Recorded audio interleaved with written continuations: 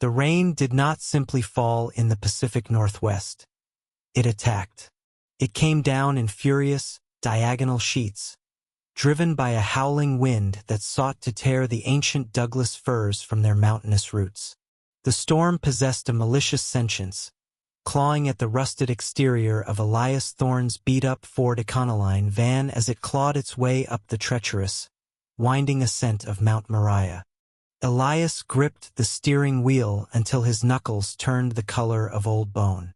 The van's windshield wipers, rotted and brittle, slapped back and forth in a frantic, losing battle against the deluge. Through the smeared glass, the headlights offered only a pathetic, truncated cone of yellow light, illuminating nothing but the relentless horizontal driving of the rain and the slick, black ribbon of asphalt that seemed to narrow with every mile.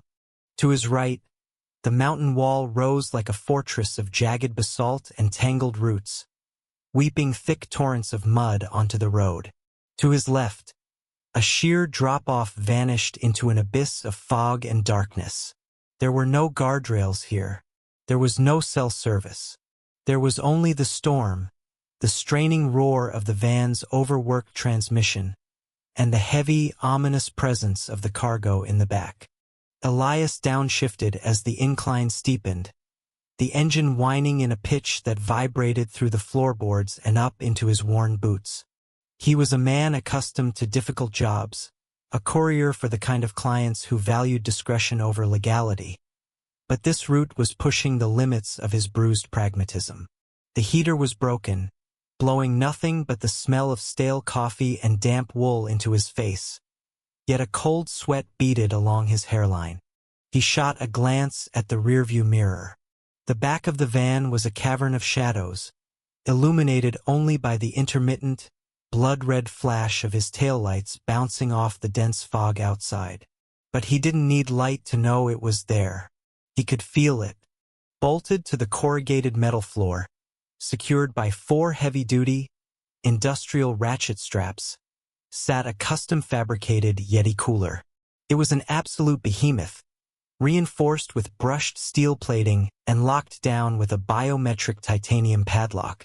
Thick, insulated cables snaked from the cooler's base directly into a secondary battery system Elias had been instructed to wire to the van's alternator. The shipping manifest, a crumpled piece of waterproof paper currently sitting in Elias's breast pocket, declared the contents with a sterile simplicity. Item: dry-aged Wagyu beef, grade A5, weight 150 pounds. Destination: the Vance estate. It was a lie. The Wagyu lie. Elias had been moving high-value contraband for the better part of a decade. He knew the weight, the smell, and the protocol for luxury perishables. 150 pounds of prime Japanese beef did not require a dedicated power grid. It did not require a courier with a background in tactical extraction. And it certainly did not pay $50,000 for a single 4-hour drive through the worst atmospheric river Washington state had seen in a century. Furthermore, beef did not hum. Whenever the van idled, Elias could hear it. A low, oscillating resonance that seemed to vibrate at the exact frequency of his molars. It wasn't the sound of a refrigeration compressor. It was rhythmic, deliberate, a slow, steady pulse that felt less mechanical and more organic. "Just drive, Thorne," Elias muttered to himself, his voice sounding thin and hollow against the deafening drumbeat of the rain on the roof. "Don't look in the box. Don't think about the box.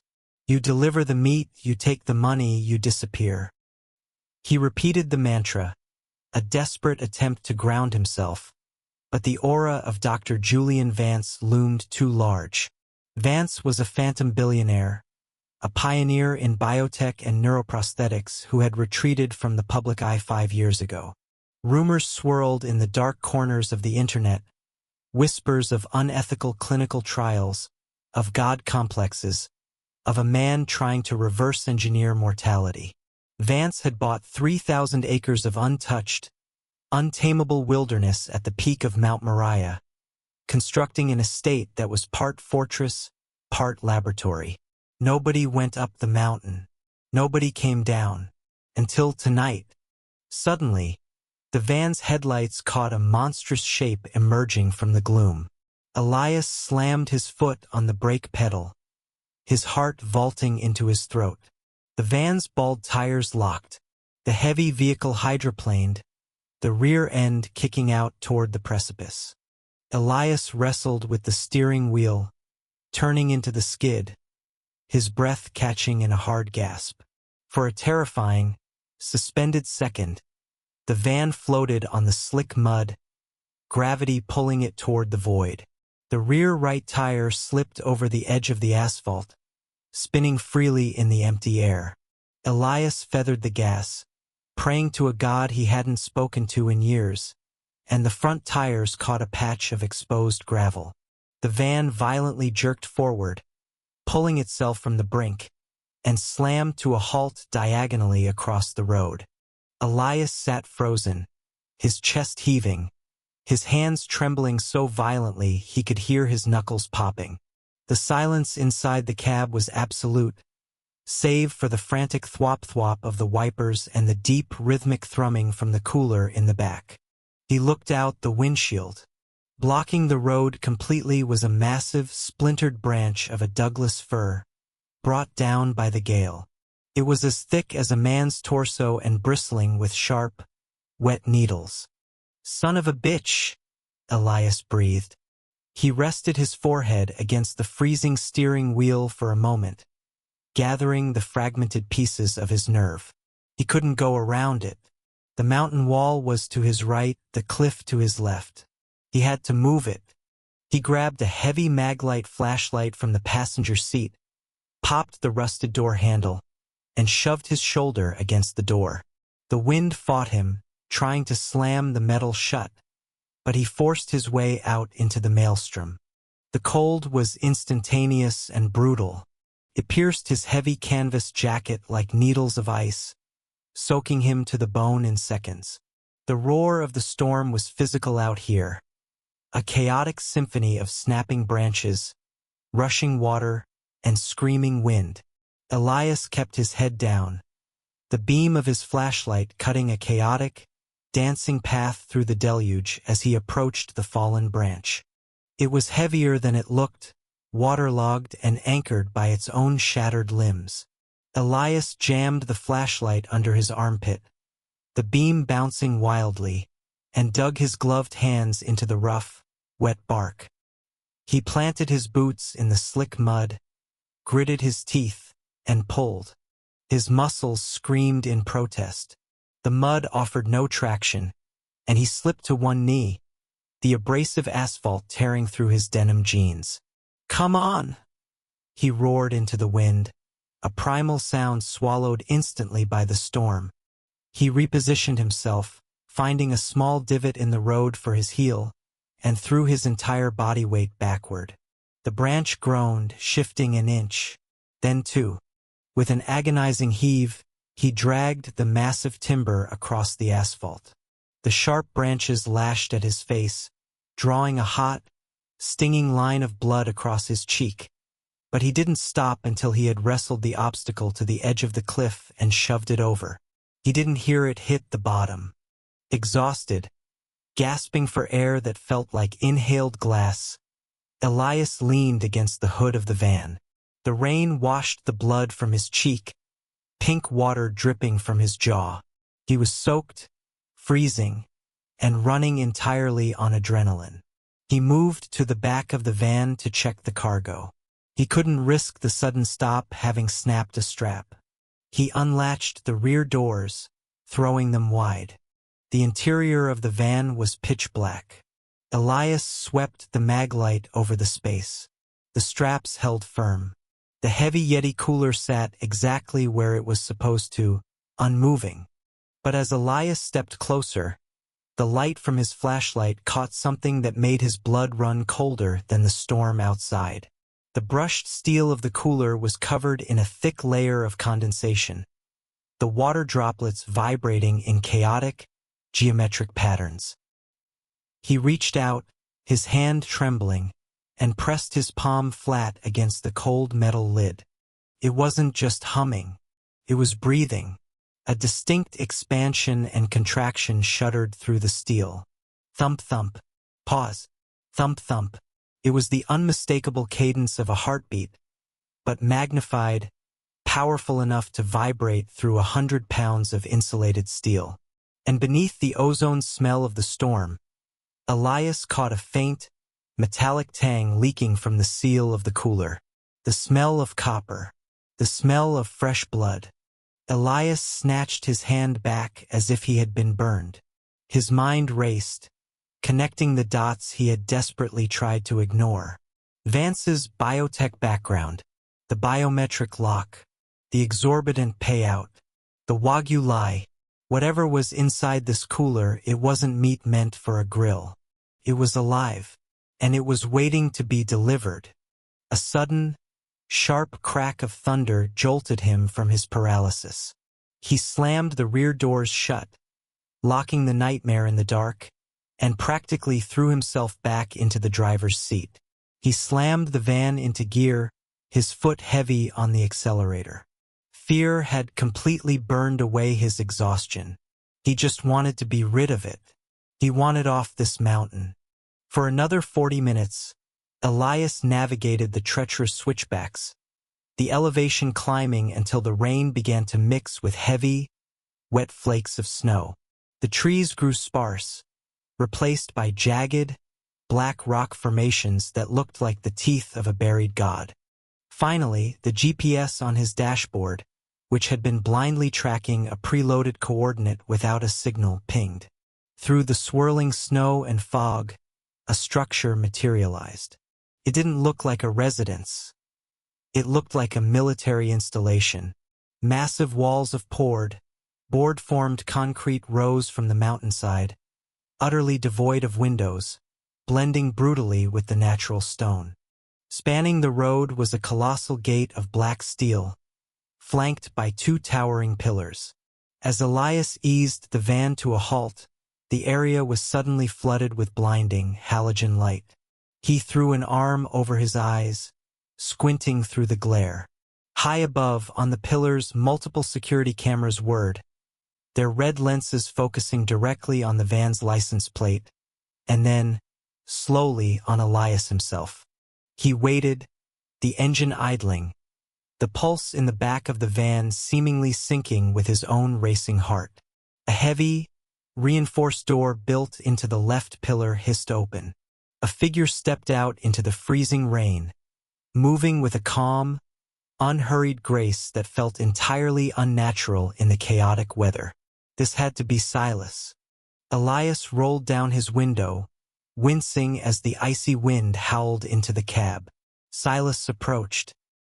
He was a tall man, impeccably dressed in a tailored, charcoal-gray raincoat that seemed impervious to the wet. His face was a mask of sharp angles, pale and completely hairless. His eyes a pale, watery blue that caught the halogen light and reflected it back with a predatory gleam. He held no umbrella, yet he did not seem bothered by the storm. "Elias Thorne," Silas said. His voice was smooth, cultured, and carried effortlessly over the roar of the wind. It was not a question. "I have the delivery," Elias shouted back, keeping his hands visible on the steering wheel. "For Dr. Vance." Silas stopped a few feet from the window, his pale eyes slowly scanning the battered exterior of the van, noting the fresh mud, the scratches from the branches, the sheer desperation radiating from the vehicle. "You are late, Mr. Thorne. 3 minutes late." Elias stared at him, incredulous. "There's a historic storm out here. Half the mountain is washing away. The road was blocked." Silas offered a smile that didn't reach his eyes. "And yet you are here. Dr. Vance appreciates resilience. Step out of the vehicle, please." "The instructions said I don't leave the cab," Elias countered, his grip tightening on the wheel. "I drop the cargo at the gate. I get the rest of my money, and I leave." "The instructions," Silas said, stepping closer until he was inches from the open window.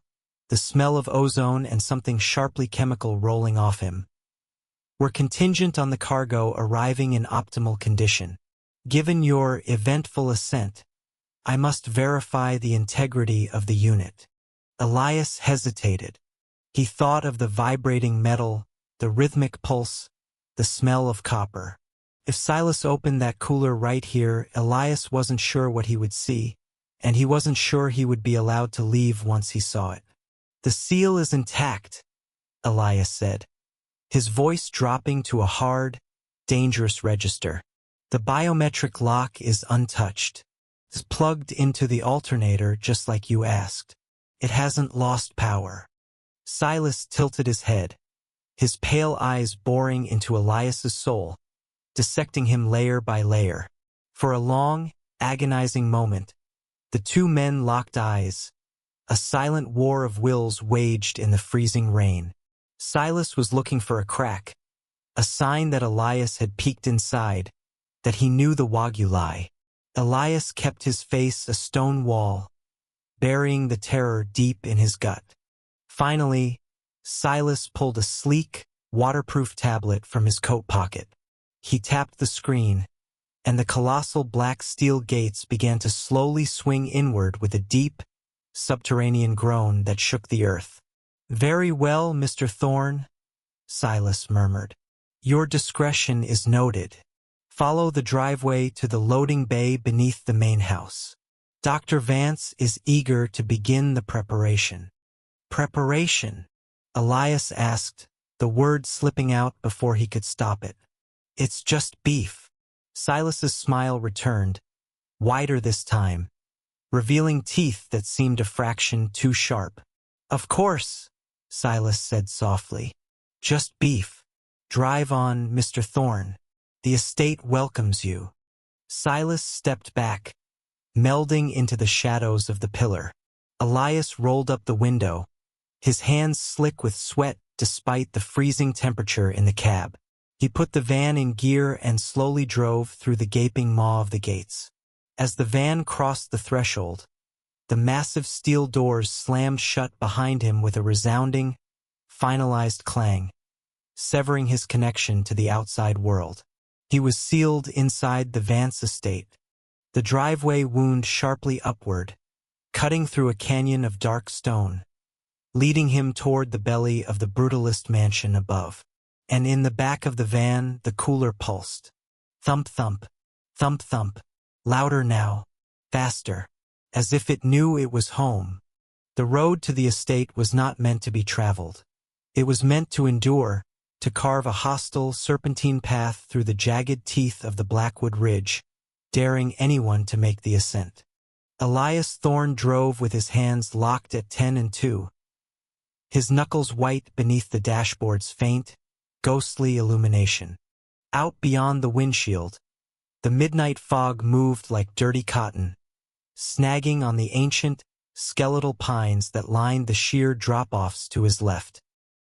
He was miles away from the neon-soaked arteries of the city, suspended in a suffocating wilderness where the air grew thinner and the darkness felt absolute. Beside him, on the bench seat of his battered Ford F-250, sat the cooler. It was an intimidating piece of hardware, not the cheap, molded plastic used for weekend fishing trips, but a reinforced, brushed titanium cylinder locked down with a digital keypad and heavy-duty latches. It hummed, a low, barely perceptible vibration that traveled through the upholstery and into Elias's right thigh. Just a prime cut of Wagyu, he reminded himself, the lie tasting like ash in his mouth. The Wagyu lie, he had started calling it in his head. The broker in the city had handed him $10,000 in banded hundreds just to drive this cooler up the mountain, claiming it was an exclusive, hyper-aged flank imported for a billionaire's midnight feast. Elias wasn't an idiot.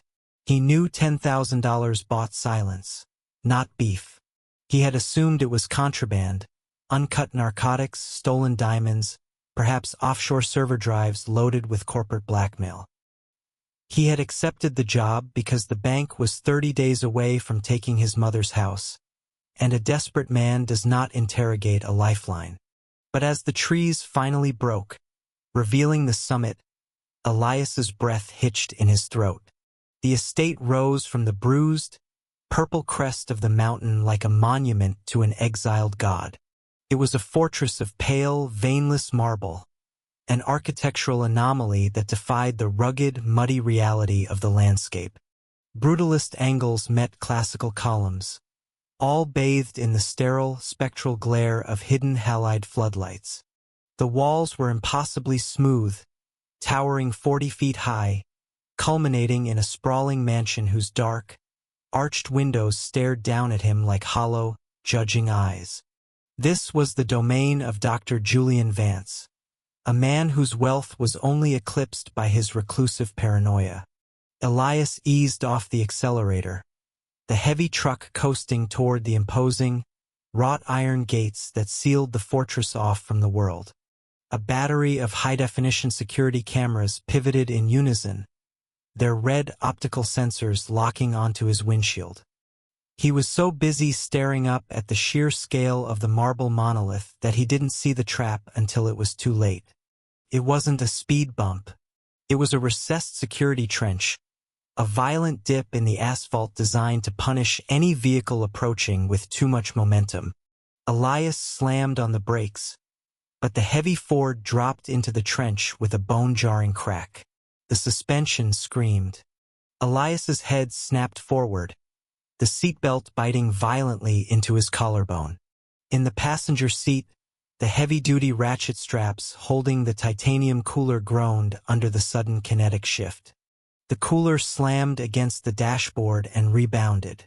There was a sharp, metallic ping, followed by the distinct sound of a pneumatic seal breaking. "Damn it!" Elias hissed, throwing the truck into park. He rubbed his neck, his heart hammering against his ribs. He looked over at the cooler. The impact had warped the thick nylon strap. More concerning, the heavy titanium lid, which had been perfectly flush, was now sitting askew by a fraction of an inch. The digital keypad was blinking a frantic, silent yellow warning. Elias let out a slow, shaky exhale. "Okay, it's okay. Just snap it shut." He didn't move immediately. He sat in the idling truck, the headlights illuminating the cold, unforgiving iron of the gates ahead. He waited for a voice over the intercom, for the gates to part, for some sign that he was expected. Nothing happened. The fortress remained silent, a tomb of white stone. Then the smell hit him. It didn't happen all at once. It crept into the cab through the heater vents, mingling with the dry, dusty air of the old truck. At first, it was sharp and astringent. It burned the delicate membranes of his nose, a harsh chemical assault of chlorhexidine and industrial iodine. It was the undeniable, sterile scent of a surgical theater, the kind of smell that instantly triggers a primal, shivering panic in the back of the human brain. Elias frowned, the hairs on his arms standing on end. That wasn't right. Even if the meat was packed in dry ice and preservatives, it shouldn't smell like a hospital ward. But then came the undertone. Beneath the biting wave of antiseptic was something heavier, something thick and organic. It was rich, wet, and deeply metallic. It coated the back of Elias's throat, leaving the distinct, rusty taste of a copper penny on his tongue. It was a smell he hadn't encountered since he was a teenager, standing over a wrecked car on the interstate. The hot, heavy stench of exposed biology. The smell of fresh, raw blood. A profound nausea curled in Elias's stomach. The cab of the truck suddenly felt microscopic, the air too thick to breathe. The humming of the cooler, that low, vibrating purr he had ignored for the last 2 hours, seemed to change pitch. It wasn't a steady mechanical drone. It was a rhythm. Asterisk worklick SHHH. Worklick SHHH. Asterisk like a lung exhaling. Like a pulse. "No," Elias whispered to the empty cab. "No, no, no." Every instinct he possessed screamed at him to throw the truck into reverse, to blind drive down the treacherous mountain road, to throw the cooler into the nearest ravine and disappear. But Dr. Julian Vance's cameras were already watching him. If he ran, he was a dead man. If he delivered ruined cargo, he was a dead man. He had to fix the lid. He had to close the seal. Elias unbuckled his seatbelt with trembling hands.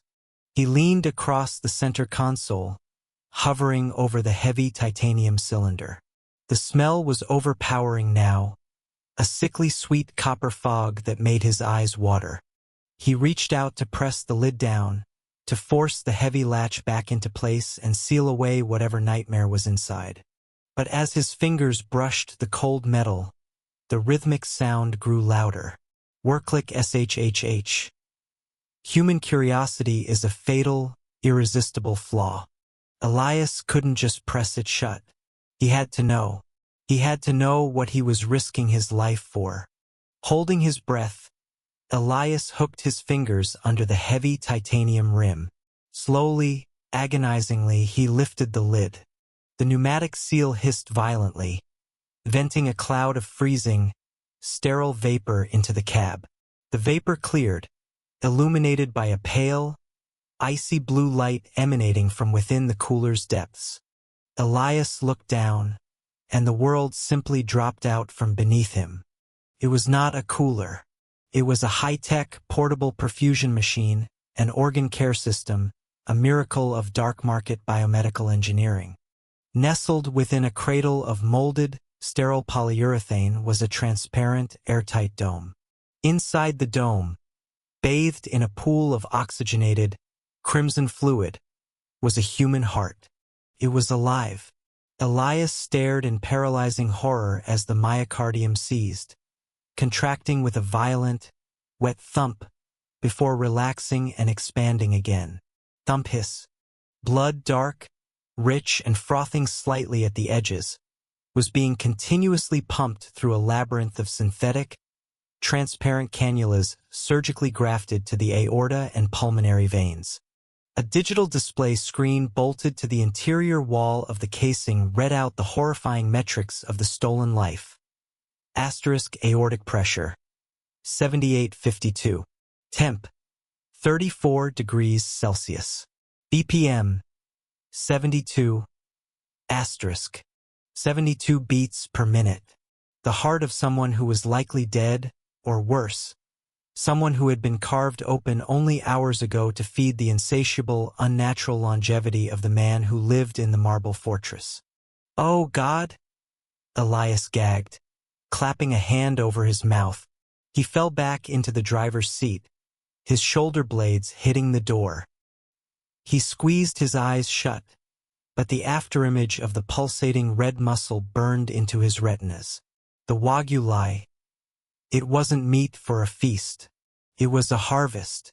Dr. Julian Vance wasn't a gourmand. He was a parasite, a man who bought human organs off the black market to replace his own failing biology, delivered fresh to his isolated estate by desperate, ignorant mules like Elias. The rhythmic thump hiss of the machine filled the cab, harmonizing with Elias's own frantic heartbeat. It was the sound of murder, perfectly preserved and running on a lithium-ion battery. Suddenly, the harsh electronic crackle of a PA system shattered the silence of the mountain, making Elias jump so hard he cracked his knee against the steering column. "You are lingering at the threshold, Mr. Thorne." The voice that echoed from the iron gates was smooth, devoid of inflection, and entirely terrifying. It did not belong to a security guard. It was the voice of a man who measured lives in ledgers. This was Silas. Elias had only spoken to him once on a burner phone, but the cold, dead timbre of the man's voice was unmistakable. Silas was Dr. Vance's shadow, the architect of his employer's dark logistics. "We saw the impact on the cameras," Silas's voice continued, echoing off the towering marble walls. "Is the cargo damaged?" Panic, cold and sharp, pierced through Elias's nausea. He had a split second to make a choice. If they knew he had looked inside, if they knew he had breached the seal and seen the truth, he would never leave this mountain. They would simply harvest him, too. He would become spare parts for Dr. Vance's next operation. Elias threw himself across the cab. He slammed both hands down on the titanium lid. The heavy metal dropped with a solid, pressurized thud. He gripped the heavy latch and forced it downward until it engaged with a heavy clack. The yellow warning light on the keypad flashed blue, then solid green. The smell of copper and bleach was instantly severed, leaving only the ghost of the scent lingering in the cab's stale air. Elias scrambled back into the driver's seat, wiping the cold sweat from his forehead.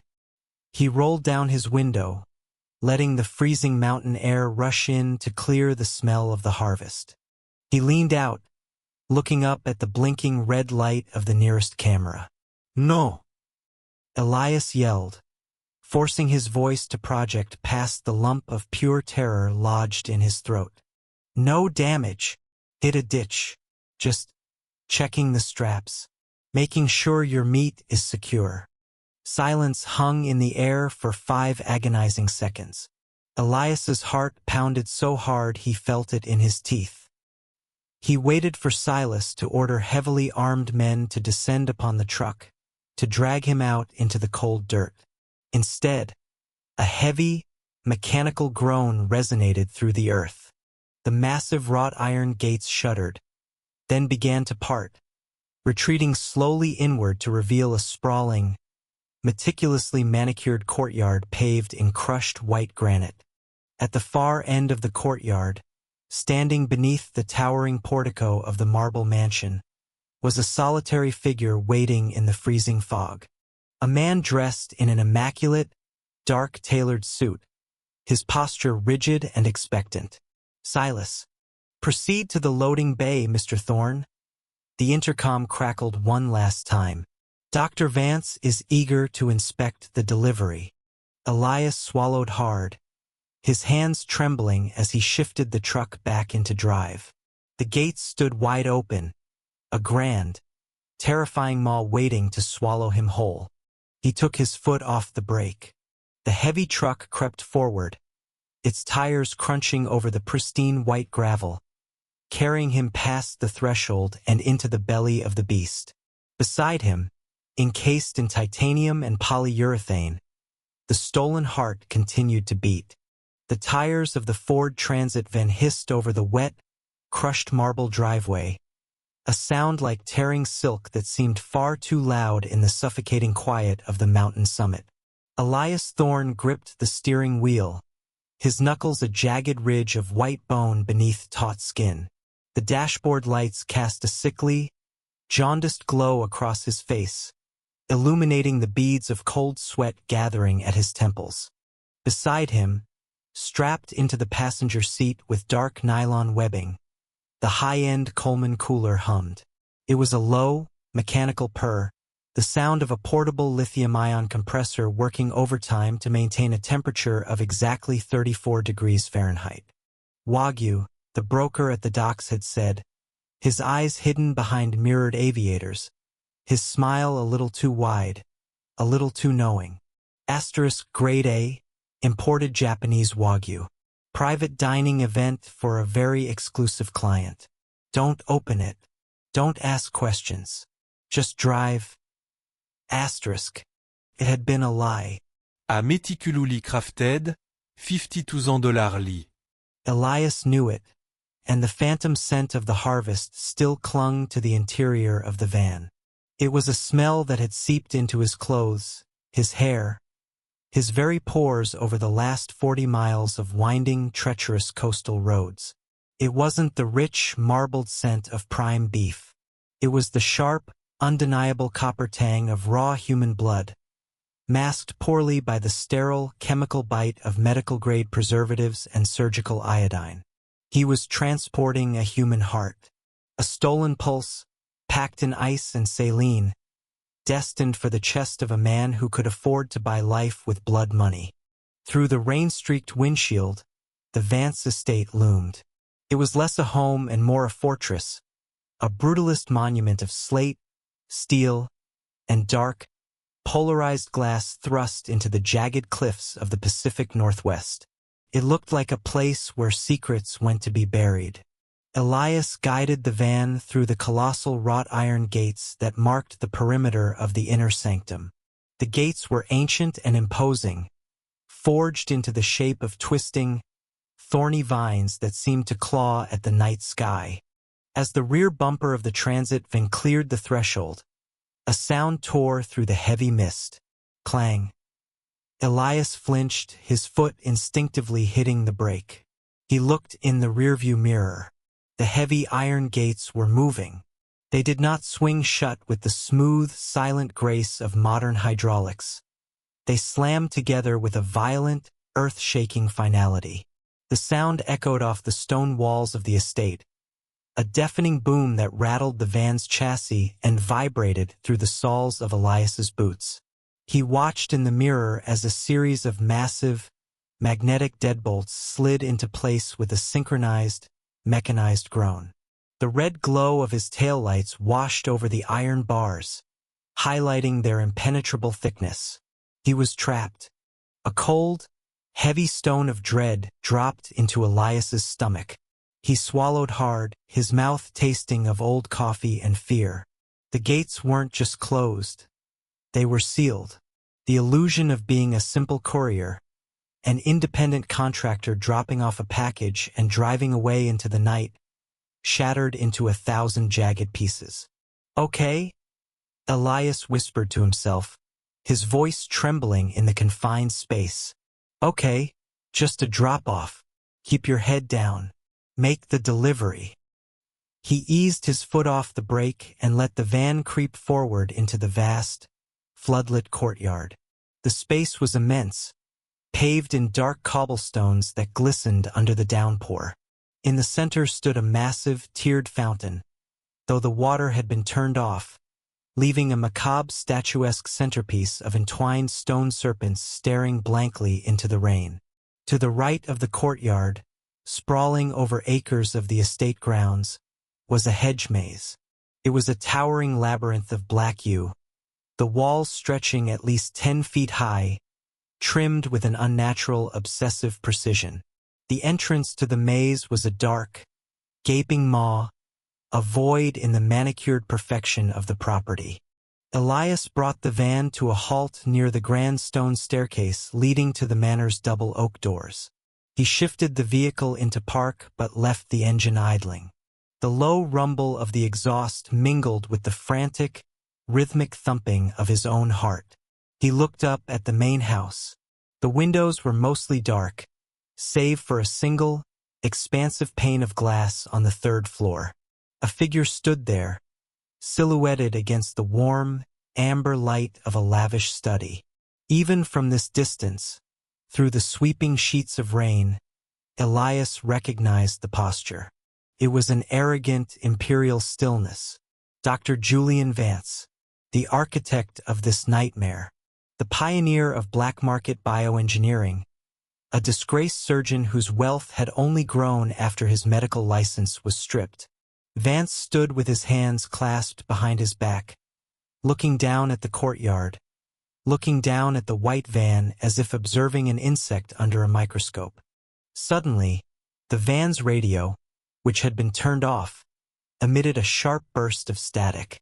Elias jumped, slamming his back against the seat.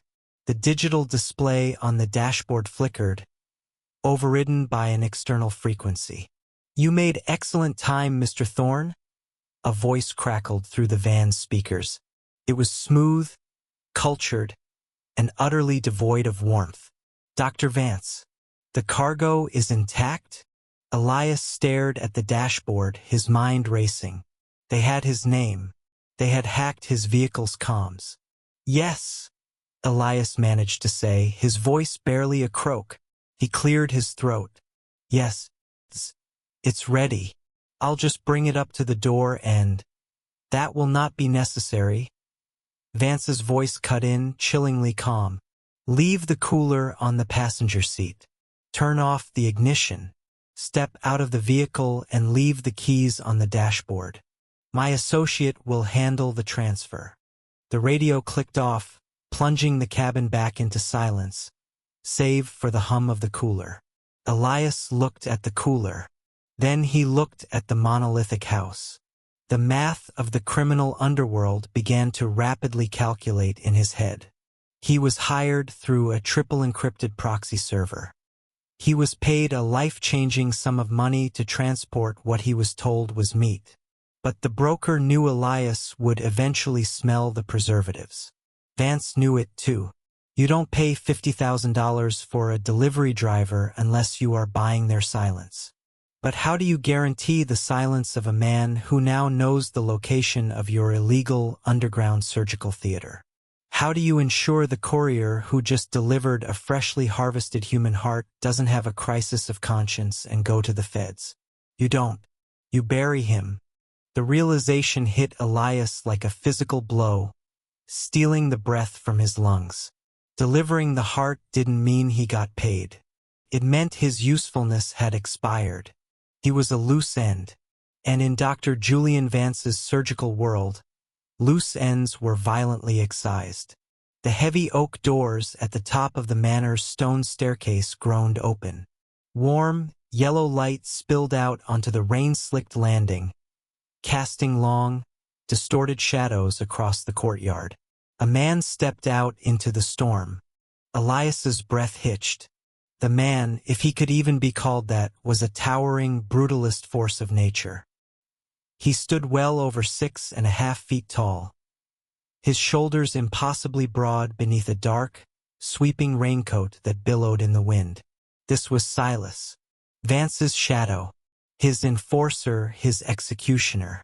Silas began to descend the stone steps. He did not hurry. He did not run through the rain like a normal person seeking shelter. He moved with a slow, deliberate, predatory grace. Every footfall seemed to absorb the sound of the storm, an unnatural stillness radiating from him. The sodium security lights caught his face. Pale, heavily scarred, with deep-set eyes that were completely devoid of human light. They were the eyes of a great white shark rolling back before a strike. Elias's hands hovered over the steering wheel, trembling violently. Panic, raw and suffocating, clawed at his throat. Leave the keys. Step out of the vehicle. Silas reached the bottom of the stairs. The crunch of his heavy boots on the crushed marble driveway sounded like bones snapping. He was walking straight toward the front of the van. His right hand was slipped casually inside the breast of his raincoat. He wasn't carrying a clipboard to sign for the package. He was holding a weapon. Think, Elias. Think, Elias muttered, his eyes darting wildly around the courtyard. The gates were sealed. The walls were impenetrable stone. There was no way out the way he came. Silas was 20 feet away. 15. The enforcer's dead eyes locked onto Elias through the rain-battered windshield. There was no malice in his gaze, no anger. Just the cold, mechanical intent of a man doing his job. Silas pulled his hand from his coat. In his grip was a massive, suppressed tactical pistol, the matte black metal drinking in the dim light. Silas raised the weapon, pointing it squarely at the driver's side glass. He didn't issue a warning. He didn't shout an order. He simply tightened his finger on the trigger. Elias didn't step out of the van. With a feral, guttural scream, Elias dropped his right hand, grabbed the gearshift, and violently ripped it downward from park, past drive, straight into reverse. At the exact same millisecond, Silas fired. Pitch WP. The suppressed gunshot was deceptively quiet, a dull cough in the rain. The driver's side window exploded inward, a tempest of tempered glass shards showering over Elias's left arm and face. He felt a sharp, burning line of pain slice across his cheek as the bullet tore through the air precisely where his head had been a fraction of a second before he ducked. Elias stomped his heavy boot onto the accelerator, burying the pedal into the floorboard. The transit van's engine roared, a deafening mechanical shriek of redlining RPMs. The rear tires spun furiously on the wet cobblestones, shrieking in protest, burning rubber and kicking up a rooster tail of white smoke and rainwater before finally finding purchase. The van violently lurched backward. The sudden, explosive G-force pinned Elias against his seat. Silas, moving with a terrifying, explosive speed that defied his massive frame, lunged forward. He slammed into the side of the reversing van, his massive, gloved hand shooting out and latching onto the driver's side door handle. The sheer strength of the man was monstrous. Elias could hear the metal of the door buckle and groan under Silas's grip as he tried to rip it open while running alongside the accelerating vehicle. "Get off!" Elias roared, blind panic guiding his hands. He jerked the steering wheel hard to the right. The front end of the van swung violently. The heavy steel bumper clipped Silas's hip, the impact emitting a sickening thud. Silas lost his grip, spinning away into the rain, his massive frame tumbling across the wet cobblestones. But Elias was completely out of control. He was hurtling backward at 40 miles an hour through a pitch-black courtyard, staring through a shattered window, driving completely blind. Through the rain and the fog, the rearview mirror showed nothing but the terrifying, solid darkness of the estate's perimeter. He couldn't go back to the iron gates, they would crush the van like a tin can. He couldn't drive through the stone walls of the manor. His eyes darted to the passenger seat. The cooler, the heart, the only leverage he had left in the world. Vance needed the heart. Without it, the billionaire on the operating table would die. Elias looked back to the windshield just in time to see Silas recovering, rising from the cobblestones like an unkillable cinematic monster, raising the suppressed pistol with both hands to take aim at the van's engine block. Elias cranked the steering wheel completely to the left. The van careened wildly, the tires breaking traction entirely. It spun backward in a horrifying, uncontrolled arc, hydroplaning across the flooded courtyard. The world outside became a blur of streaking lights, driving rain, and the imposing Gothic architecture of the Vance estate spinning like a carousel of death. Elias saw the looming black wall of the hedge maze rushing up to meet him in the rearview mirror. 10 feet of ancient, dense, interwoven yew branches. He braced himself, throwing his right arm over the cooler to secure it, his left arm shielding his face. The impact was cataclysmic. The rear of the transit van slammed into the labyrinth's exterior wall with the force of a bomb detonating. Metal crumpled, shrieking in agony as the chassis absorbed the brutal kinetic energy. The van didn't just hit the maze. It breached it, tearing backward through the dense, woody undergrowth. Thick branches thick as a man's arm snapped like gunshots, whipping against the sides of the vehicle, shattering the taillights, tearing off the side mirrors, and smashing through the rear windows in a shower of leaves and safety glass. The van violently plowed through the first outer wall of the maze, crashed across a narrow dirt path, and buried its rear axle deep into the second wall of hedges before finally grinding to a violent, shuddering halt. The airbags deployed with a concussive pop, filling the cabin with white powder and the smell of burnt propellant. Elias's head snapped back against the headrest, stars exploding in his vision. The engine sputtered, hissed violently as a punctured radiator sprayed boiling coolant into the rain, and then died. For a terrifying moment, there was nothing but the ringing in Elias's ears, the patter of rain falling through the shattered windows, and the suffocating smell of pine sap, crushed leaves, and hot engine fluids. Elias gasped for air, fighting the deflating airbag. He touched his face, his fingers coming away slick with blood from the glass cuts. He was alive, battered, bruised, trapped inside a mangled wreck of steel and foliage, but alive. Then he heard it, the crunch of heavy boots on gravel. Slow, deliberate, moving toward the maze. Silas was coming. Elias turned his head, his neck screaming in protest.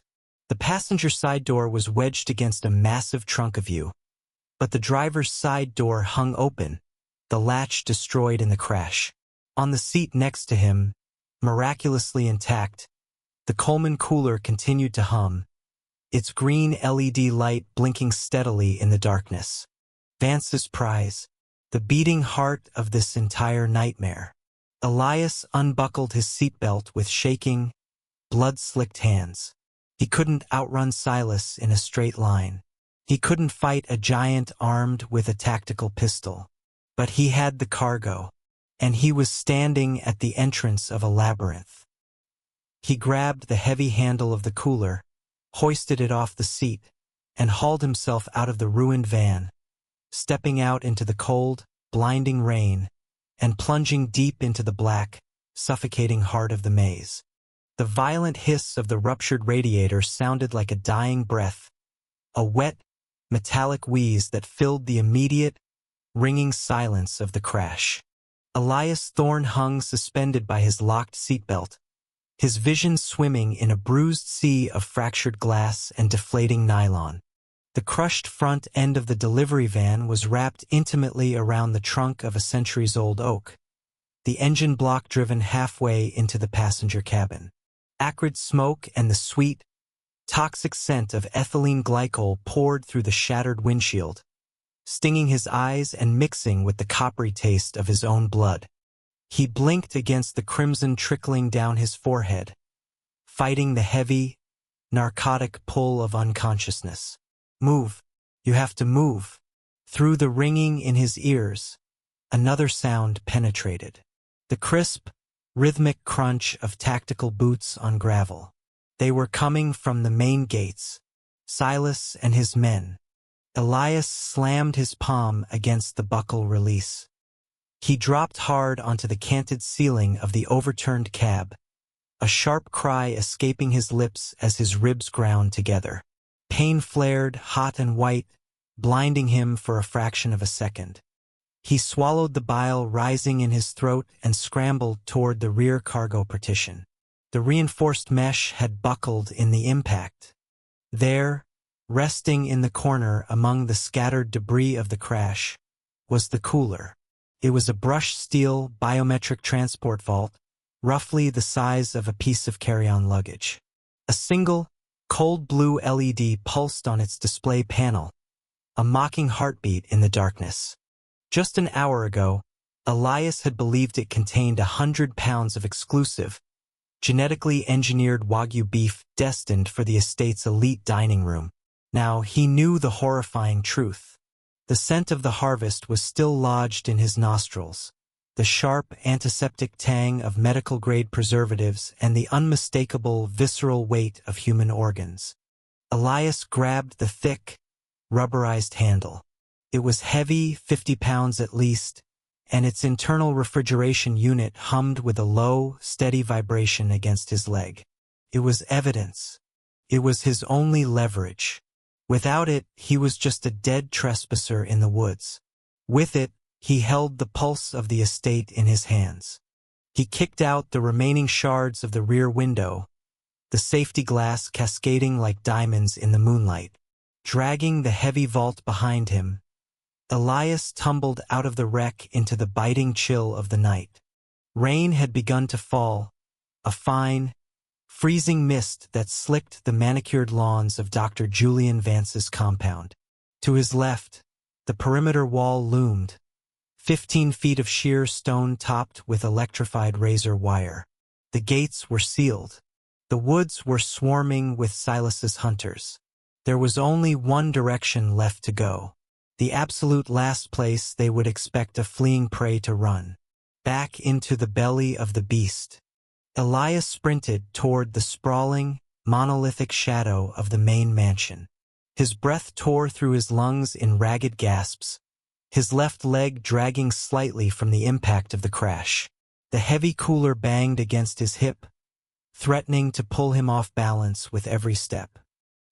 He reached the perimeter of the house just as 3 beams of high-intensity light cut through the fog, illuminating the smoking ruin of the van. "Vehicle is breached," a voice crackled over a radio, the sound carrying easily on the damp wind. "Target is on foot." Negative visual. Elias pressed his back against the cold stone of the mansion's exterior. He edged along the wall, slipping behind a row of towering, meticulously pruned rhododendrons. He found what he was looking for: a massive, glass-paned conservatory attached to the west wing of the house. The crash had shattered one of the lower panes, leaving a jagged maw in the glass. Wrapping his bleeding hand in his jacket sleeve, Elias carefully cleared the sharp edges and hauled himself inside, dragging the humming cooler in after him. The transition from the chaotic, freezing storm outside to the interior of the mansion was jarring. The conservatory was stiflingly warm, thick with the humid, cloying scent of exotic orchids and damp earth. He navigated through the hanging vines and wrought iron benches, pushing through a set of heavy mahogany double doors that led into the main house. He stepped into the marble labyrinth. Dr. Vance's estate was a monument to sterile, terrifying opulence. The corridors stretched out like the arteries of a colossal, frozen leviathan. The floors were laid with alternating slabs of Nero Marchina and Carrara marble, polished to such a mirror finish that Elias could see his own broken, bleeding reflection staring back at him from the floorboards. Massive fluted columns rose to vaulted ceilings painted with Renaissance-style frescoes that seemed to look down upon him in silent judgment. There were no shadows here, only a cold, pervasive illumination from recessed LED lights that cast a clinical, shadowless glow over the ancient tapestries and modern sculptures. It felt less like a home and more like an operating theater dressed in billions of dollars of antiquities. Elias realized instantly that his boots were a liability. Every step squeaked and echoed against the stone. He set the cooler down, wincing as the metal scraped slightly against the marble, and quickly unlaced his shoes, kicking them beneath a velvet-upholstered chaise lounge. In his socks, his footsteps became a whisper. Thrum, thrum, thrum. The vibration of the cooler's compressor seemed deafening in the profound silence of the hallway. Elias clutched it to his chest, muffling the sound with his heavy jacket, and began to move. He needed to find a communications room, a landline, a server terminal, anything that wasn't connected to the estate's closed-loop intranet. He needed to send a message to the outside world before Silas found him. A sharp, metallic click echoed from the far end of the corridor. Elias froze. He pressed himself into the alcove of a towering bronze statue of Perseus holding the severed head of Medusa. He held his breath, his heart hammering against his ribs like a trapped bird. From around the corner, a figure emerged. It wasn't just a guard. It was a ghost wrapped in black tactical gear. The man moved with a liquid, predatory grace, his suppressed heckler and Coke MP5 raised and locked to his shoulder. A thin, ruby-red laser swept across the marble floor, tracing the grout lines with terrifying precision. Then came Silas. The head of Vance's security was a tall, lean man whose movements were so economical they almost looked lazy. He wore no tactical gear, only a bespoke charcoal suit that seemed to absorb the light. His eyes, pale and dead as winter ice, scanned the corridor. He didn't carry a rifle. His hand rested casually on the grip of a sidearm holstered at his hip. "He's inside," Silas said, his voice a low, gravelly murmur that carried effortlessly down the acoustic tunnel of the hallway. The guard offered a series of rapid, silent hand signals. "I don't care about the blood trail on the lawn," Silas replied softly, stopping mere yards from where Elias was pressed into the bronze folds of the statue. "The storm will wash it away. But look at the floor." "Mud," Silas said, stepping forward. His polished Oxford shoe tapped lightly against a faint, damp smudge on the pristine white marble. Rainwater. He came through the conservatory. Spread out. Two-man elements.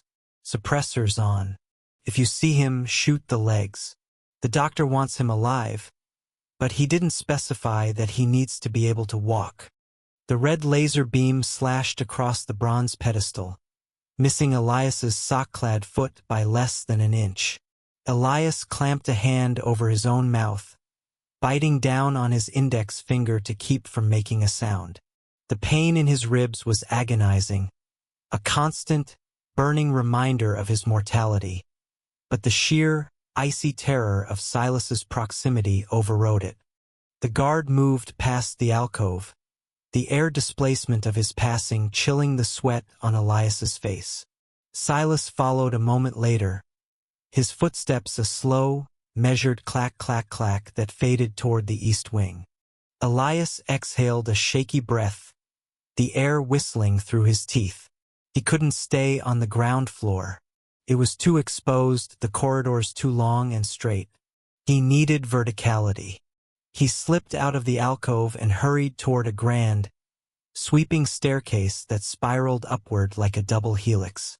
He took the steps two at a time, the muscles in his thighs burning, the heavy cooler dragging down his arm. He reached the second-floor landing, a sprawling mezzanine that overlooked a massive central atrium. The atrium was a multi-story void, capped by a magnificent stained-glass skylight that rattled under the assault of the storm outside. Below, the ground floor was arranged like a luxurious lounge, complete with a roaring fireplace and a grand piano. And standing in front of the fireplace was Dr. Julian Vance. Elias dropped to his knees, peering through the carved marble balustrades. Vance was a picture of aristocratic elegance, dressed in a midnight blue smoking jacket, a crystal tumbler of amber liquid in his hand. But his face, usually a mask of avuncular charm, was tight with barely suppressed rage. Silas materialized from the shadows of the ground floor, approaching Vance. "The perimeter is locked down," Silas reported, his voice echoing up to the mezzanine. "We found the van. The driver is in the house." Vance took a slow, deliberate sip of his drink. "And the package?" "Missing." He took it with him. A crystal tumbler shattered against the stone hearth. Vance didn't shout, but his voice dropped an octave, resonating with a terrifying, venomous authority. "Do you understand what is in that vault, Silas? Do you have the slightest comprehension of the logistics involved?" "I understand it's a priority, Doctor." "It is not a priority, you imbecile," Vance hissed, pacing in front of the flames.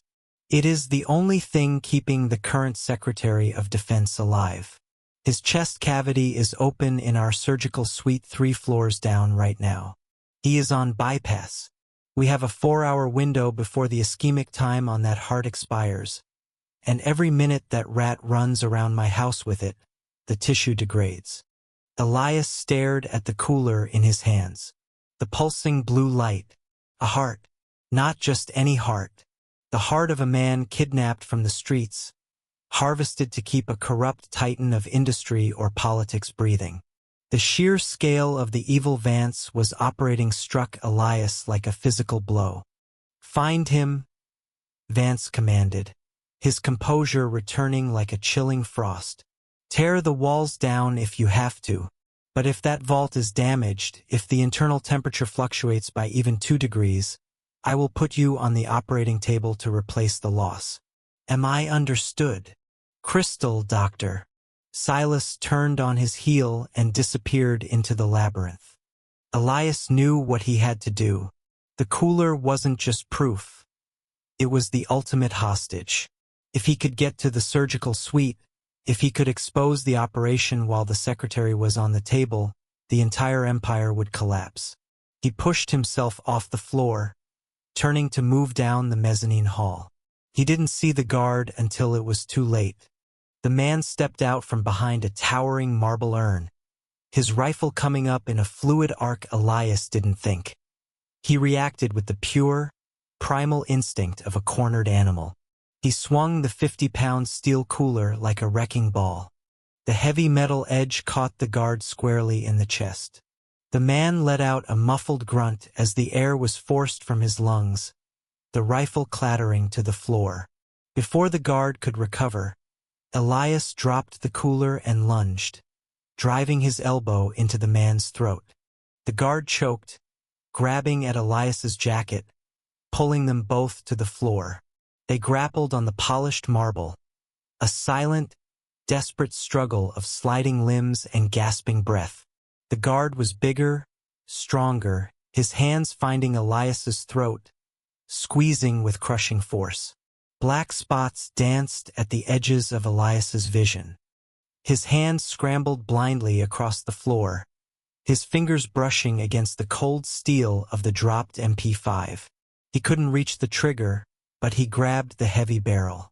With a final surge of adrenaline, Elias swung the weapon upward, bringing the dense stock crashing down against the guard's temple. The man went limp, his eyes rolling back in his head.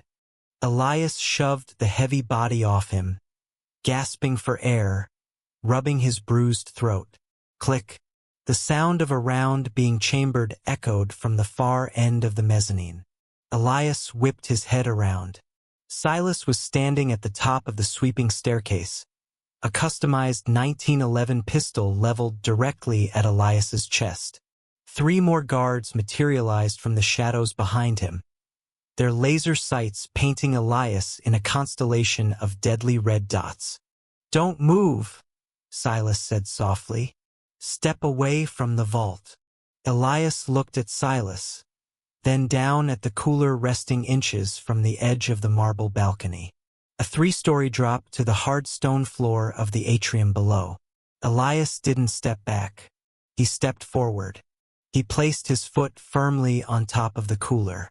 "Tell them to lower their weapons," Elias rasped, his voice raw. He nudged the cooler forward an inch. The front edge hung precariously over the abyss. Silas's eyes narrowed. For the first time, a flicker of genuine alarm cracked his stoic facade. "You don't want to do that, Elias. You drop that, you lose your only bargaining chip. You drop that, I put a bullet in your spine and watch you bleed out." "I drop this," Elias countered, kicking the cooler another half-inch over the edge. "And your boss puts you on a slab to harvest your organs to make up for the loss." "I heard him, Silas. I know what's inside. I know who it's for." The red lasers held steady on his chest. The silence in the atrium was absolute, save for the howling of the wind outside and the steady thrum of the cooler beneath Elias's foot. "What do you want?" Silas asked, his finger white on the trigger. "I want out. Open the front gates." "I can't do that."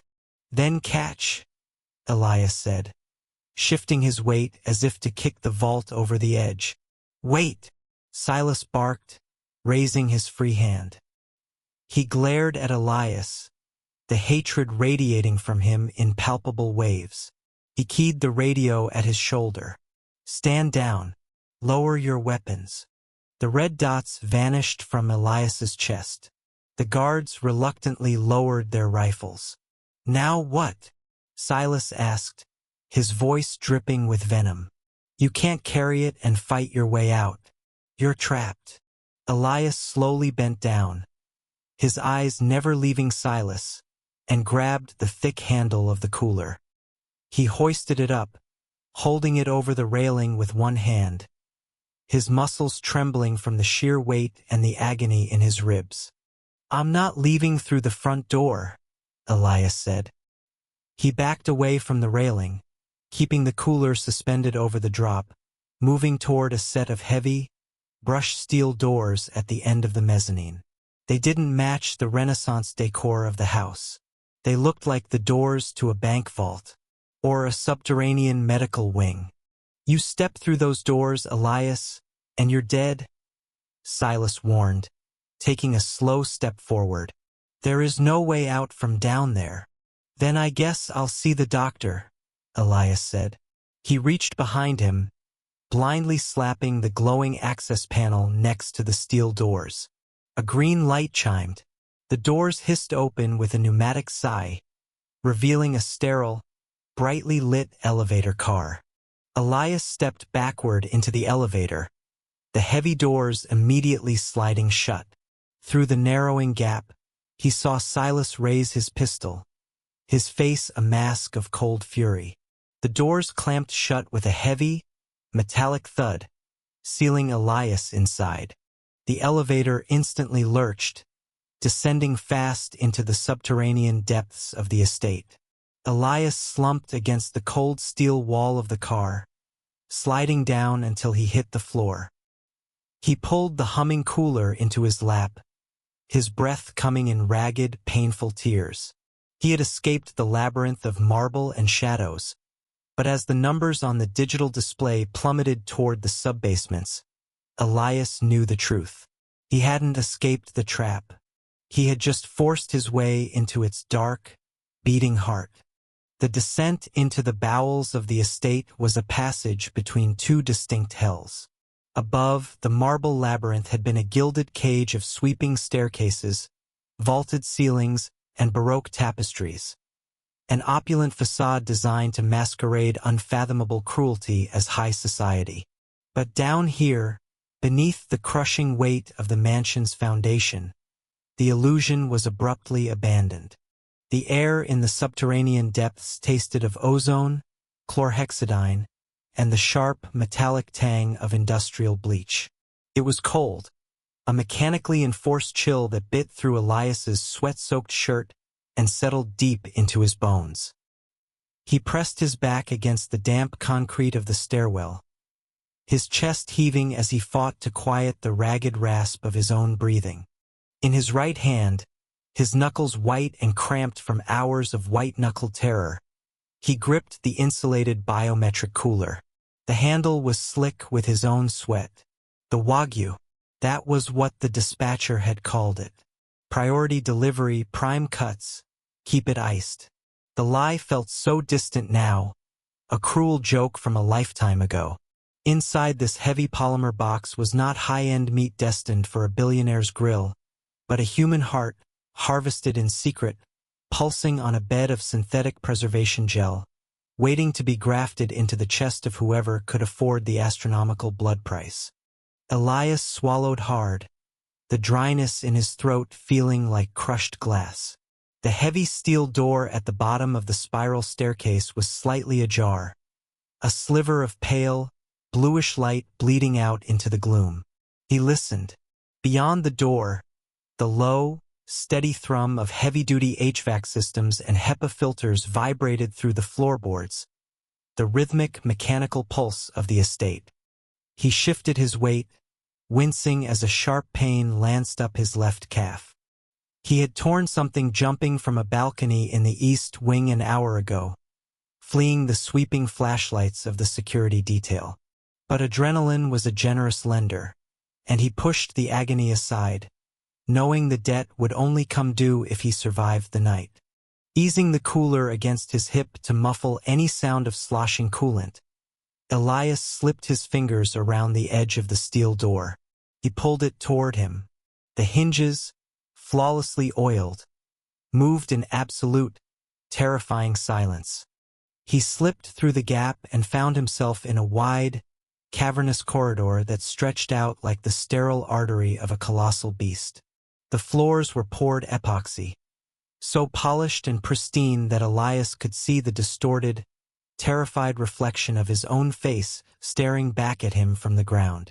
The walls were clad in brushed stainless steel, illuminated by recessed LED strips that cast a harsh, shadowless glare.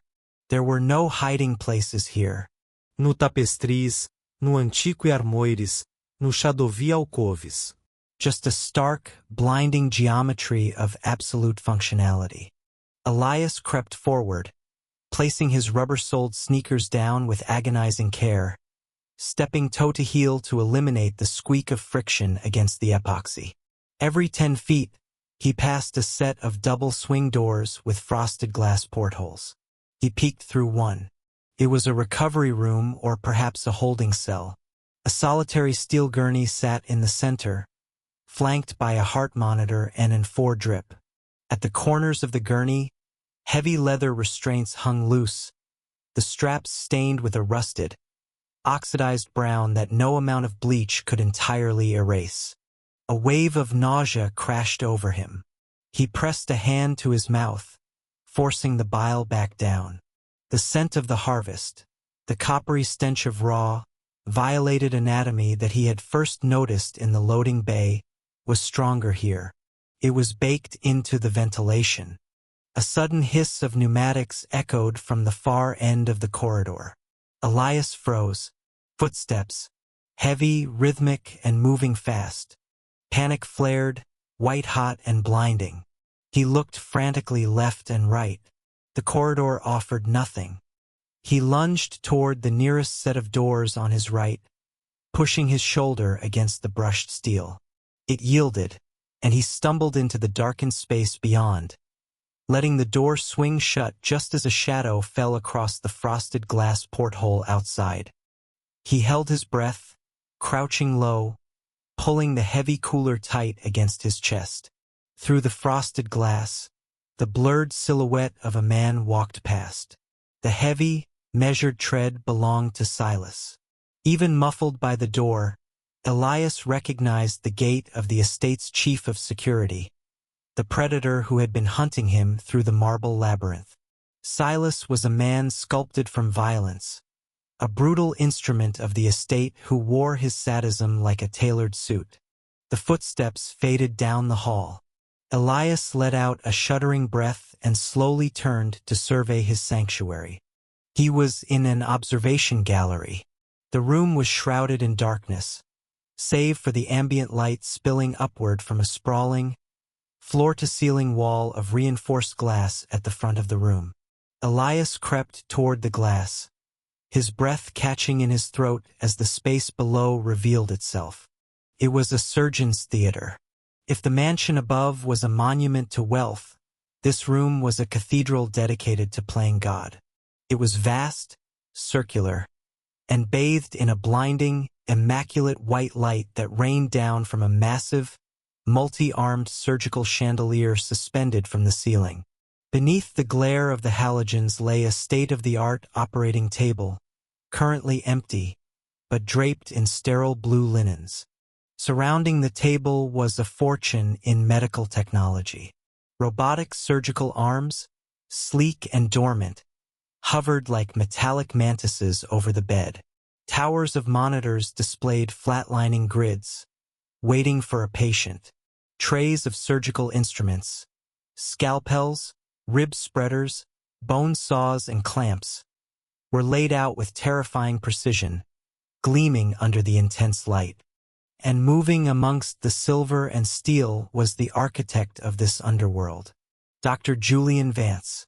Elias had seen his face on a dossier back at the Courier depot, listed merely as the wealthy eccentric who required bespoke deliveries. Seeing him now, in his element, the man radiated a chilling, magnetic authority. Vance was tall, impeccably lean, with silver hair swept back from a sharp, aristocratic face. He was dressed in seafoam green scrubs, a disposable surgical gown tied loosely over his shoulders. He stood at a deep steel sink in the corner of the theater, scrubbing his hands with the meticulous, rhythmic devotion of a priest performing a sacrament. A faint strain of classical music drifted up into the observation gallery through a localized speaker system. Vivaldi's Winter. The frantic, shivering strings of the violins perfectly matched the icy terror crystallizing in Elias's veins. Below, the pneumatic doors of the surgical theater hissed open. Silas strode in. The security chief looked entirely out of place in the sterile sanctuary. He wore a dark leather jacket over a black turtleneck, his broad shoulders tense. There was a smear of fresh blood across his knuckles, and his jaw was set in a tight, furious line. Dr. Vance did not look up from the sink. He continued to work the iodine sponge between his long, elegant fingers.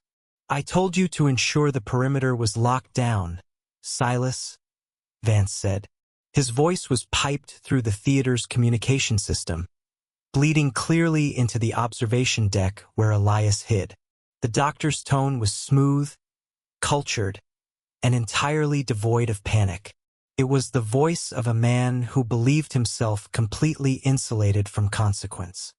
The perimeter is sealed, Doctor, Silas replied, his deep baritone echoing off the tile.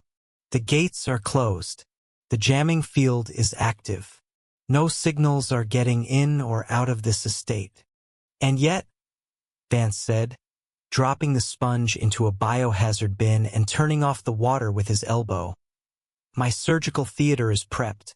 The anesthesiologist is standing by.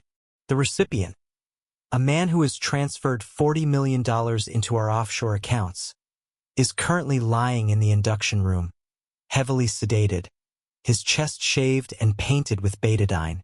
What is missing from this picture? Silas. Silas shifted his weight, a muscle feathering in his jaw. The package. The heart, Vance corrected, holding his dripping hands up as a masked nurse stepped out of the shadows to hand him a sterile towel. A very specific, genetically matched, perfectly viable human heart. A heart that was harvested at great risk, packed in a state-of-the-art preservation cooler, and handed to a disposable courier whose only job was to walk it through the front door. Vance stepped into the center of the room, the blinding light catching the cold, reptilian calculation in his eyes. Where is the courier, Silas? He bolted, Silas admitted, the words tasting like poison in his mouth. When the loading dock scanners triggered the anomaly protocol, the boy panicked. He slipped the net in the east wing. He's quick. Like a rat. A rat? Vance mused, carefully drying his fingers, ensuring not a drop of moisture remained. A rat who is currently scurrying through my estate, clutching the single most vital component of a $40 million transaction. Do you understand the concept of ischemic time, Silas? Silas remained silent, his dark eyes fixed on the doctor. Of course you don't, Vance sighed, tossing the towel aside. You are a blunt instrument. Allow me to educate you. From the moment the blood supply to an organ is cut off, the tissue begins to die. The preservation gel in that cooler buys us time, yes. It slows the cellular degradation, but it does not stop it. Every minute that boy spends playing hide and seek in the dark, the myocardium is deteriorating. The muscle fibers are suffocating. Vance walked over to the tray of instruments. He picked up a scalpel, testing the weight of it in his hand, letting the light run down the razor-sharp edge. We have a window of exactly 45 minutes before the tissue becomes too compromised to risk the transplant, Vance said softly. If we implant a necrotic heart into our client, he will die on my table. And if he dies on my table, his associates will not ask for a refund. They will simply burn this estate to the ground, with us inside it. Up in the observation deck, Elias pressed his hand against his chest, feeling the frantic, bird-like fluttering of his own heart. 45 minutes. He glanced down at the digital display on the lid of the cooler. The glowing red numbers read 38 minutes and 12 seconds. The countdown had already been running. I have 20 men sweeping the house, Silas growled, stepping closer to the operating table. Thermal optics, motion trackers. He can't hide forever. We will find him. Finding him is only half the mandate, Vance snapped, the veneer of calm slipping for a fraction of a second to reveal the tyrant beneath. He pointed the scalpel at Silas. The boy is a vessel, Silas. A delivery mechanism. I do not care about his life, his identity, or his suffering. If the vessel is broken, it matters not to me. Shoot him, stab him, break his neck. I require his swift, immediate elimination. Vance stepped closer, his voice dropping to a lethal whisper. But if you damage the cargo, if a stray bullet punctures that cooler, or if he drops it down a flight of stairs and ruptures the containment seal, I will strap you to this table, Silas.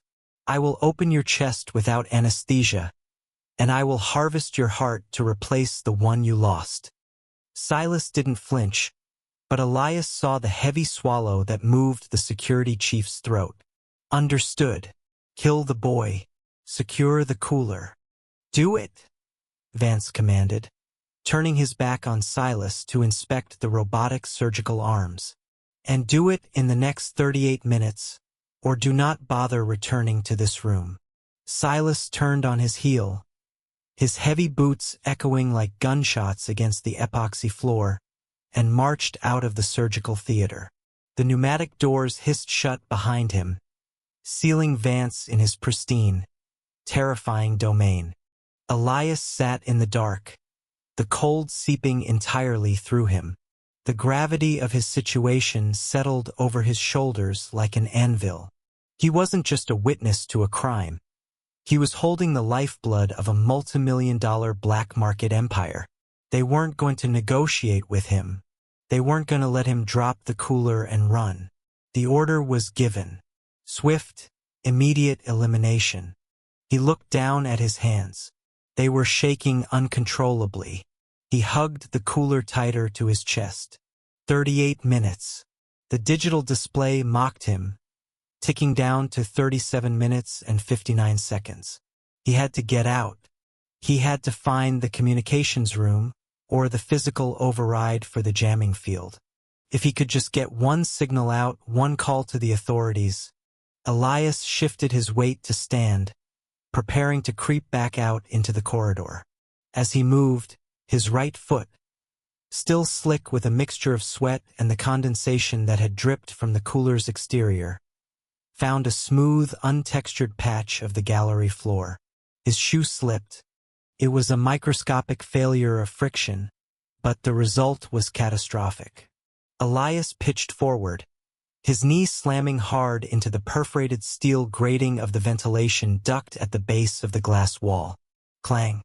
The sound was violently loud in the hushed observation deck. It reverberated through the metal framing, shooting straight down into the acoustic chamber of the surgical theater below. Down in the blinding light, Dr. Julian Vance stopped. The scalpel hovered an inch above the instrument tray. Slowly, deliberately, the surgeon turned his head, his piercing gray eyes scanning the shadows of the upper gallery. Elias froze, his breath trapped in his lungs. He was shrouded in darkness, behind reinforced glass. He can't see me, Elias told himself frantically. The glare is too bright down there. He can't see me. But Vance didn't need to see him. The doctor's eyes locked onto the exact pane of glass Elias was crouched behind. A slow, chilling smile spread across Vance's lips. A smile devoid of warmth, curving like a fresh incision. Vance reached out and pressed a button on the intercom console. Silas, Vance's voice echoed, piped not only into the theater, but into the observation deck itself, surrounding Elias in a cocoon of synthesized sound. Cancel the search of the upper floors. The rat is in the walls. The radio static crackled. Location, Doctor? Vance stared directly into Elias's terrified eyes, the glass offering no protection from the sheer malice of his gaze. Observation Deck B, Sublevel 2. Bring me my package. Elias scrambled backward, his heart hammering violently against his ribs. The digital timer on the cooler flashed. 37 minutes and 30 seconds. He had to run. The surgical theater was the pulse of the estate, but right now, Elias Thorne was the only thing keeping it beating. He grabbed the cooler by the handle, hauling its dead weight up, and turned toward the observation deck doors. From the corridor outside, he heard the heavy, thunderous sprint of Silas's boots tearing across the epoxy floor, coming straight for him. The heartbeat of the estate resided entirely in its subterranean depths, a labyrinthine utility nexus of humming conduits, industrial cooling fans, and towering server racks that kept Dr. Julian Vance's empire breathing. Elias Thorne stood at the center of this mechanical cathedral, his chest heaving, his clothes plastered to his skin with a mixture of his own sweat, rain, and the unmistakable coppery tackiness of blood. In his left hand, the titanium casing of a high-capacity encrypted drive felt heavier than a block of lead. It was the absolute sum of the nightmare. Encoded within its microscopic architecture were the surgical logs from the theater above, the financial ledgers of the world's most elite, and the unredacted truth behind the Wagyu dining experience. It was the definitive proof of Vance's harvest, a systematic, sociopathic slaughterhouse draped in the velvet trappings of Michelin-starred exclusivity. In his right hand, Elias held a heavy steel fire axe, its crimson paint chipped and slick. Above him, the ceiling shuddered as footsteps, heavy, rhythmic, and militaristic, pounded across the imported Italian marble of the first floor. Silas and his private security apparatus were mobilizing. They were sweeping the estate, sector by sector, sealing the perimeter, effectively turning the sprawling mansion into a gilded tomb. Elias stared at the main junction box. It was a massive, steel-caged nerve center emblazoned with high-voltage warnings. He could hear the hum of the climate controls, the very systems keeping the organ vaults chilled and the biometric lock sealed tight. If he tried to run now, Silas would simply track him via the thermal cameras lining the corridors. There was only one way out. He had to kill the pulse of the estate. Elias raised the axe. He didn't hesitate. He brought the heavy blade down with every ounce of kinetic fury he had left in his battered body. The steel edge bit through the thick rubber casing of the primary arterial cable. A blinding, localized supernova of blue-white electricity erupted in the dim room. The concussive force of the arc flashed through Elias backward, sending him crashing into a row of server racks. The smell of ozone, violently sharp and metallic, instantly overpowered the lingering scent of antiseptic and iron that seemed to permeate every inch of the mansion. The immediate silence that followed was deafening. The deep, resonant hum of the generators died, spinning down into a guttural, mechanical groan. The relentless churning of the cooling fans ceased. And then, like a dying beast closing its eyes, the estate plunged into absolute, impenetrable darkness. A heartbeat later, the emergency protocols engaged. But without the primary grid, they were crippled. Instead of the warm, curated incandescence that usually bathed the mansion's halls, a sickly, pulsing azure light flickered to life along the baseboards. It was a code blue alarm, a hospital-grade emergency failsafe designed to guide surgeons during critical power failures. Now it merely painted the shadows with the pale, ghostly hue of a morgue. "Find him!" The voice echoed down the concrete stairwell. It was Silas. The head of security sounded less like a man and more like a predator deprived of its kill. Elias pushed himself off the floor, his muscles screaming in protest. His left shoulder was an agony of bruised tissue from his earlier escape from the operating theater, but the adrenaline surging through his veins acted as a chemical anesthetic. He shoved the titanium drive deep into the breast pocket of his tactical jacket, zipping it shut. He moved. Slipping out of the utility room, Elias navigated the subterranean corridors by memory and the faint, strobing blue light. He was a ghost in the machine. He ascended a narrow service stairwell, emerging into the sprawling expanse of the ground floor. The transition from the sterile basement to the opulent upper levels was jarring. Even in the dim, pulsing light, the sheer scale of the marble labyrinth was oppressive. The grand dining room, where just days ago Elias had sat among billionaires savoring what they believed to be the rarest cuts of meat on earth, now looked like a haunted cavern. Crystal chandeliers hung dead and silent above. The overturned velvet chairs were scattered like gravestones. The lingering, phantom scent of roasted marrow and rosemary seemed to cling to the silk wallpaper, a sickening reminder of the cannibalistic truth he had uncovered. Elias! The voice drifted from the grand mezzanine. It was not Silas. It was Dr. Julian Vance. Even now, stripped of his power, Vance's voice possessed a chilling, theatrical resonance.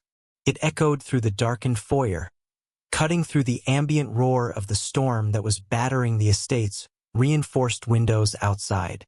"You think darkness is your ally, Elias?" Vance called out, his tone dripping with an arrogant, icy calm. "You are running through the veins of my creation. The doors are magnetically sealed. The gates are barricaded. You have nowhere to go. Bring me the drive, and I will ensure your time on the table is brief, painless. Defy me, and my surgeons will keep you alive for weeks.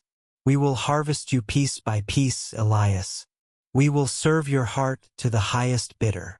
Elias kept moving, hugging the shadowed alcoves. He ignored the billionaire's psychological warfare. He knew the layout. The magnetic locks Vance relied on were default open during a catastrophic power failure to comply with fire codes, a detail the arrogant doctor had likely overlooked in his god complex. Thunder detonated outside, a concussive boom that rattled the very foundations of the mansion. The storm was reaching its zenith.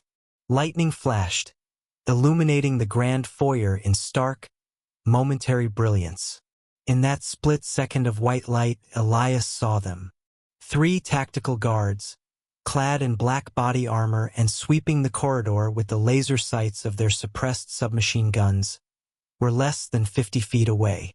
Elias froze, pressing his back flat against a cold marble pillar. The darkness returned, but the sweeping green beams of their lasers sliced through the gloom, cutting erratic arcs across the walls. "Check the east wing," one of the guards hissed into a radio. "Thermal optics are blind. We're doing this old school." Elias held his breath. His lungs burned. He waited as the heavy tread of their boots passed by his pillar, so close he could smell the gun oil and wet canvas of their gear. Once they disappeared down the hall toward the surgical theater, Elias broke from his cover, sprinting silently on the balls of his feet toward the north corridor. His destination, the subterranean motor pool. He burst through a pair of heavy swinging doors, descending a short ramp into the cavernous garage. The air here was different, thick with the masculine, mechanical sense of high-octane aviation fuel, polished rubber, and expensive leather. The pulsing blue emergency lights cast long, distorted shadows over a fleet of multi-million-dollar vehicles. There were sleek Ferraris, vintage Aston Martins, and a pair of Rolls-Royces. But Elias didn't care about speed or luxury. He needed mass. He needed armor. At the far end of the garage, parked aggressively in its own bay, sat Vance's personal security transport, a custom-built military-grade tactical SUV. It was a monstrous, matte black behemoth, armored with ballistic steel plating and bulletproof glass 3 inches thick. It looked like a rolling bunker. Elias sprinted to the driver's side door. Locked. He didn't have the key fob, but he didn't need one. Drawing a heavy tungsten glass breaker from his belt, a souvenir from a guard he'd incapacitated in Chapter 3, he struck the seam of the driver's side window. The reinforced glass didn't shatter, but the impact jarred the electronic locking mechanism.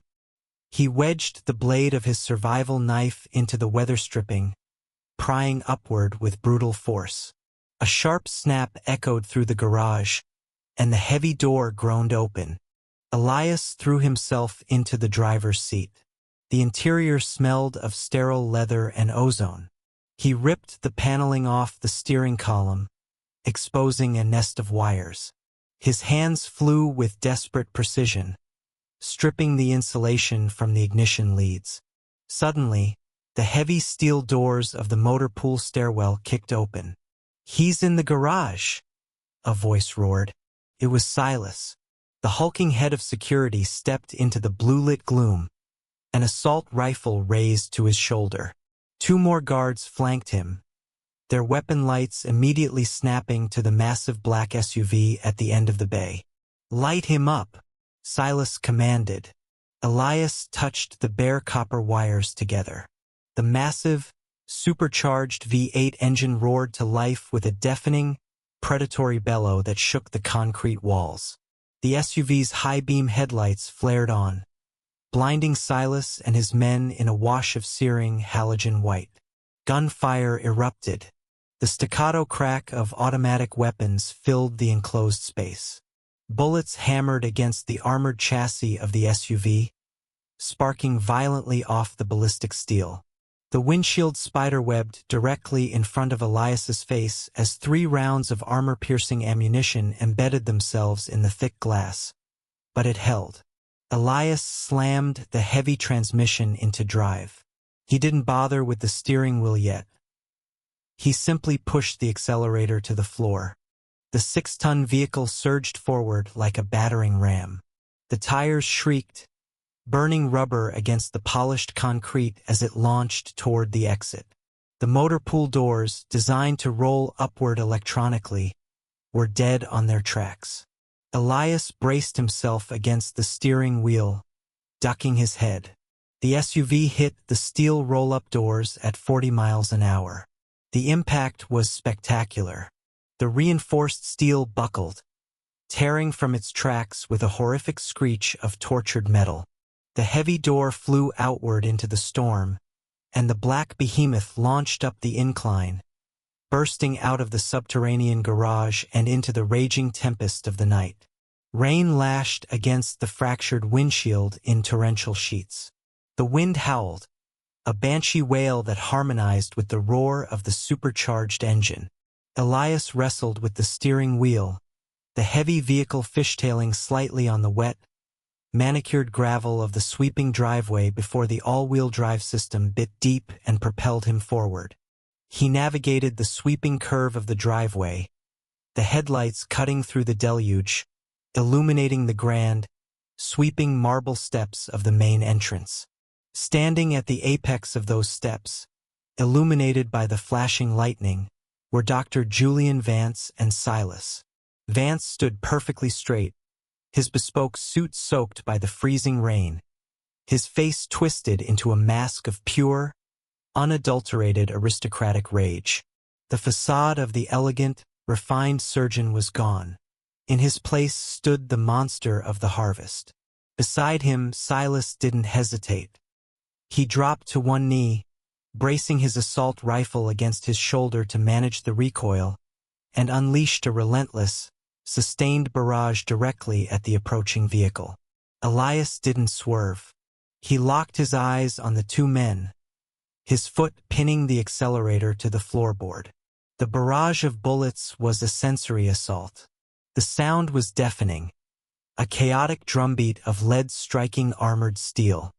The thick bulletproof glass of the windshield absorbed hit after hit, the spider-webbing fractures multiplying, turning the glass an opaque, frosted white. Elias could barely see. He had to rely on his memory of the estate's sprawling grounds to keep the vehicle centered on the Grand Avenue. He aimed the massive grille of the SUV directly at the steps.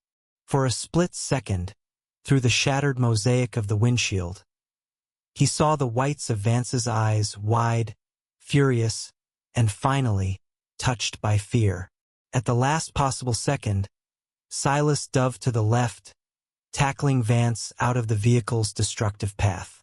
The SUV clipped the edge of the grand marble balustrade, shattering the ancient stone into 1,000 flying shrapnel pieces. The heavy vehicle launched off the edge of the steps, catching a terrifying second of air before slamming back down onto the paved asphalt of the main egress route. The suspension groaned under the immense weight, but the tires held. "Come on," Elias gritted out, his hands white-knuckling the steering wheel. "Hold together." He was on the straightaway now, an avenue lined with ancient, towering oak trees that thrashed wildly in the storm. At the end of the half-mile drive stood the final obstacle, the main gates.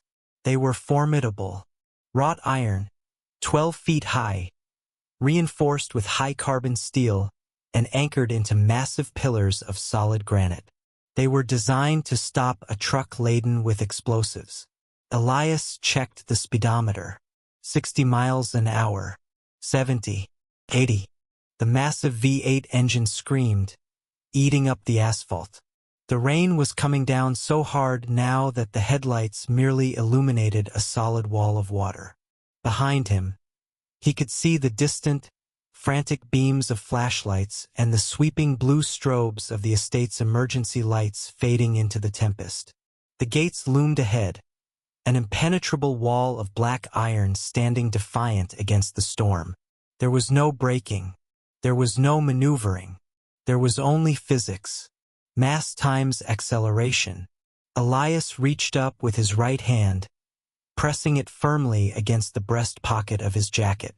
He could feel the hard, unyielding edge of the titanium drive. The truth, the evidence, the lives of the innocent quantified and sold. For them, he would break this world wide open. He shifted his grip, braced his boots against the floorboard, lowered his chin to his chest, and closed his eyes. "Now," he whispered. The armored SUV struck the center of the wrought iron gates at 85 miles an hour. The sound of the collision was apocalyptic, an explosive, metal-rending boom that drowned out the thunder. The kinetic energy transfer was catastrophic. The locking mechanism shattered instantly. The heavy steel hinges tore free from their granite anchors with a shriek that sounded almost human. The massive iron doors were violently blasted outward, twisting and folding like cheap tin under the unstoppable momentum of the 6-ton ballistic battering ram. The SUV smashed through the twisted wreckage, showering the wet highway beyond with sparks and chunks of masonry. The impact threw Elias violently against the steering wheel, the airbag deploying in a suffocating cloud of white dust. His ears rang with a high-pitched whine. He tasted blood in his mouth, fresh and metallic. The SUV swerved wildly across the slick pavement of the coastal highway, the tires fighting for purchase. Elias wrestled the wheel, his muscles burning, fighting the skid until the heavy vehicle finally straightened out, roaring down the empty, rain-slicked road. He reached out, violently punching the deflated airbag away from his face. Through the opaque, heavily fractured web of his windshield, he could see the winding coastal highway ahead, illuminated by the erratic sweep of his one surviving headlight. He glanced in the rearview mirror. Behind him, receding rapidly into the dark, stormy distance, was the Vance estate. It sat atop the cliff like a brooding, wounded leviathan. The perimeter lights were dead. The pulsing blue emergency strobes were barely visible, swallowed by the relentless downpour and the encroaching fog. The pulse of the estate had been flatlined. Elias rolled down the shattered window. The freezing, salt-heavy air of the Pacific Ocean rushed into the cabin, clearing the smell of gunpowder, ozone, and airbag dust. The cold rain hit his face, washing away the blood and sweat, shocking his battered system back into sharp, hyper-focused clarity. He slowed the heavy vehicle to a manageable speed, the engine purring now with a deep, menacing rumble. He reached into his pocket and pulled out the titanium drive. In the dim glow of the dashboard lights, the small device seemed to hold its own gravity. It was no longer just a piece of technology. It was a weapon, a master key that would unlock a global conspiracy, bringing down billionaires, politicians, and the butchers who served them. Dr. Julian Vance's empire of flesh and luxury was already crumbling in the dark behind him. But Elias knew the truth. The man was a cornered animal now, and the people on that ledger would spend millions to bury this drive, and him along with it. The war wasn't over. In fact, as Elias slipped the drive back into his pocket and shifted the armored SUV into a higher gear, disappearing into the torrential fury of the stormy night, he knew it had only just begun.